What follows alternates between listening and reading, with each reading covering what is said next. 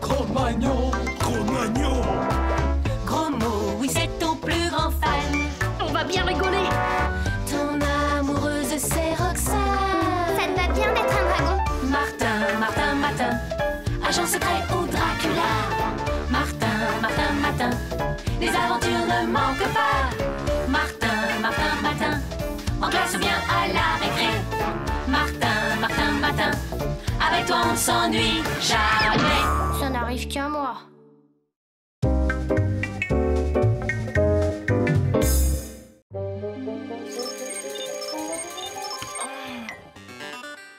Tiens, curieux comme chapeau. C'est marrant, on dirait que je sors d'un bouquin d'histoire. Eh, mais oui, c'est bien moi. 1783, Marquis Matin du Matin. Bon, pourquoi pas, j'ai connu bien pire. Marquis, super ça. J'espère que Martin ne va pas être en retard pour le baptême de l'air en montgolfière à l'école. Chouette mon nouveau pistolet laser, non? Le Marquis Martin du Matin vous salue, Damoiselle Roxane. Martin, quelle élégance! Bien, vois-tu, ce matin, je suis marquis. Bon, on y va, ce baptême de l'air? Comment? À pied? Mais un marquis, ça roule en carrosse.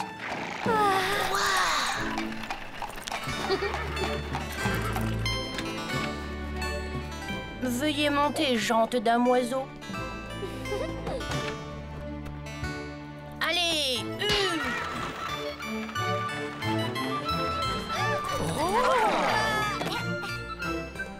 Mais c'est quoi encore, ça? Qu'est-ce que c'est encore que ce déguisement et cette mise en scène ridicule? Décidément, Monsieur Martin ne peut rien faire comme tout le monde. Voyons, Monsieur Grancel, Martin s'est costumé à la mode de l'époque où les montgolfières ont été inventées. On ne peut pas lui en vouloir pour ça. D'ailleurs, il est grand temps de partir.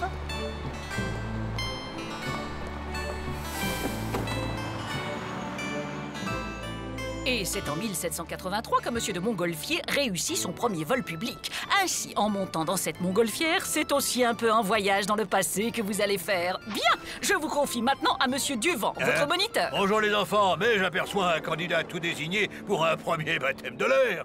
On te dirait tout droit sorti du temps des inventeurs de la montgolfière, mon garçon. Eh ben, allons-y. avec joie. Est-ce que messieurs Grosmot et Damoiselle Roxane peuvent monter aussi? Oui, bien sûr, suivez-moi. Attendez! Oh là là là là! Attendez! Attendez! Comment? Je vous Qu'est-ce dis, que vous dites? attendez! Je ne fais rien du tout. Qu'est-ce que vous dites? Je vous mets en garde! Oh, si vous saviez de quoi ce garçon est capable! Oh, mais vous en faites pas. J'en suis pas à mon premier... Ah non, non! Ne touchez à rien là-bas! Non! Non, attendez!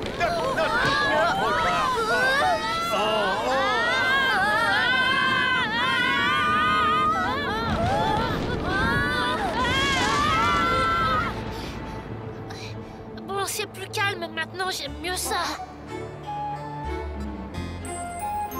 Hé, je rêve ou quoi? On est où, là?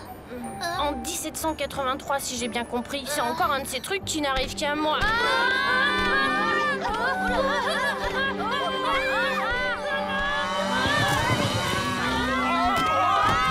Oh, mais c'est de la sorcellerie! Cette bête démoniaque veut détruire nos récoltes!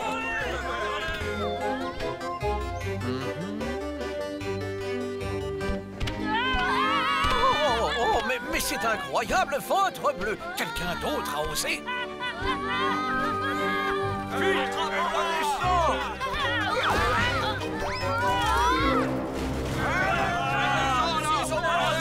Achevons ce monstre démoniaque! Soumets-toi, sorcier, ou tu vas tâter nos fourches! Il faut le tirer de là. Qu'est-ce que tu veux faire contre cette bande déchaînée? On va se faire piéger tous les trois. Mais non, je ne suis pas un sorcier. Je m'appelle Grosmot et je viens de... Allez, sors de là!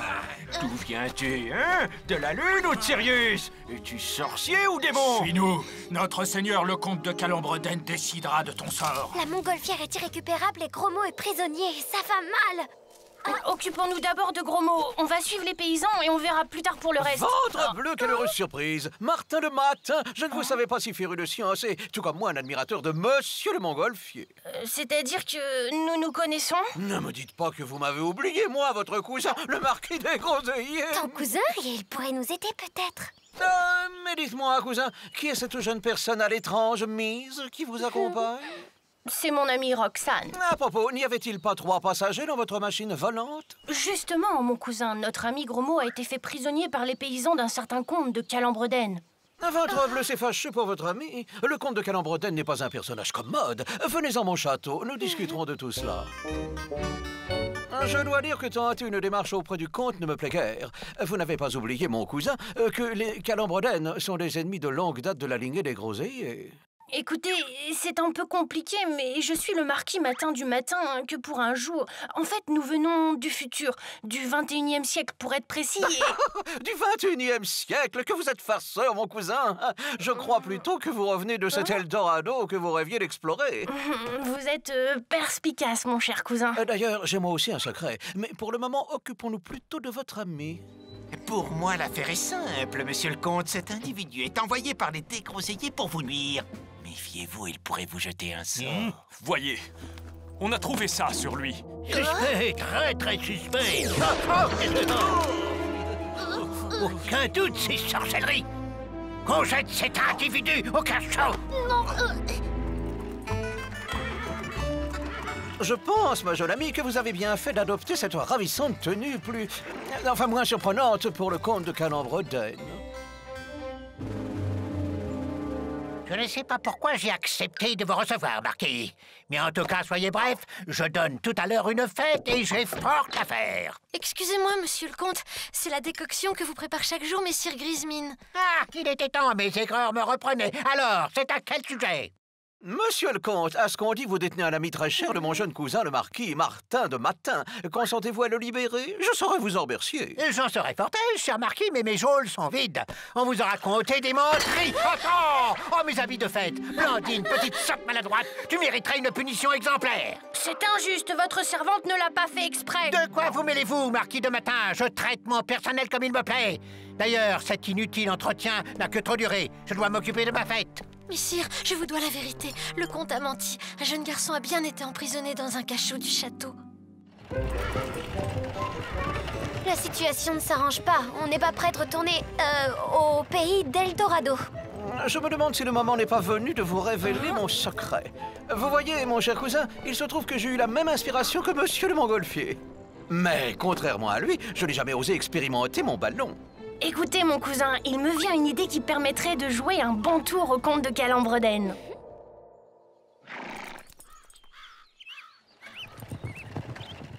Les entrées sont surveillées. Il faut trouver un autre moyen de passer de l'autre côté. Allez, soyez prudents. Je vous le promets.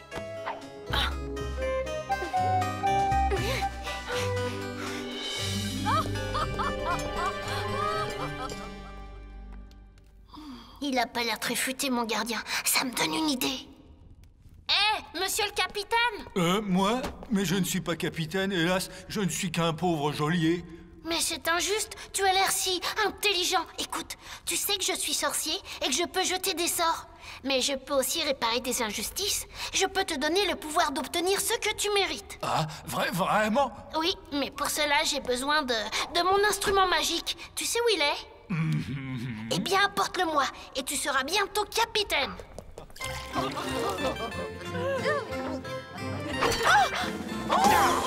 Mais pardon, monsieur le comte, ce n'est pas ma faute. Pardon, messire m'a bousculé. Petit insolent, tu oses accuser un vicomte, je ne sais pas ce qui me retient de te renvoyer immédiatement. En tout cas, file hors de ma vue. Psst, Blandine, on est venu délivrer notre ami. Tu veux bien nous aider? Bien sûr, le comte est si méchant avec moi. Tiens, je l'ai. Merci, mon brave. Oh, Belzémoth, prête-moi tes pouvoirs pour que ce pauvre bougre obtienne ce qu'il mérite. Eh bien, tu sens quelque chose? Sens-tu le fluide magique passer en toi? Ah, je comprends. Tu es dans la lumière et je suis dans l'ombre. Il faudrait le contraire.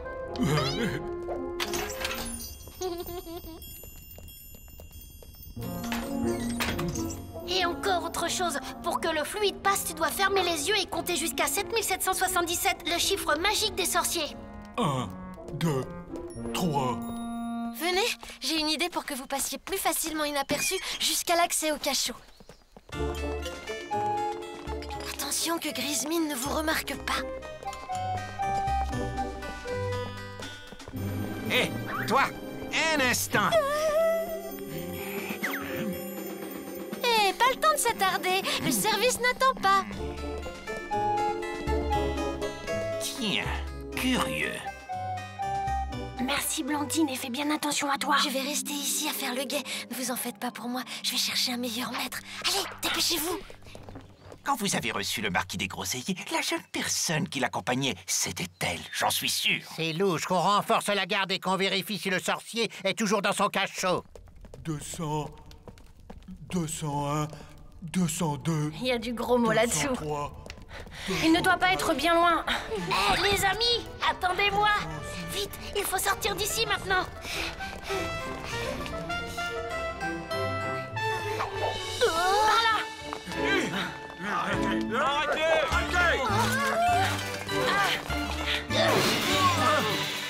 Oui, mes amis, un énorme monstre volant qui s'est attaqué à mes terres. Mais rassurez-vous, mes gens ont réussi à le terrasser et j'ai fait enfermer le sorcier qui le chevauchait.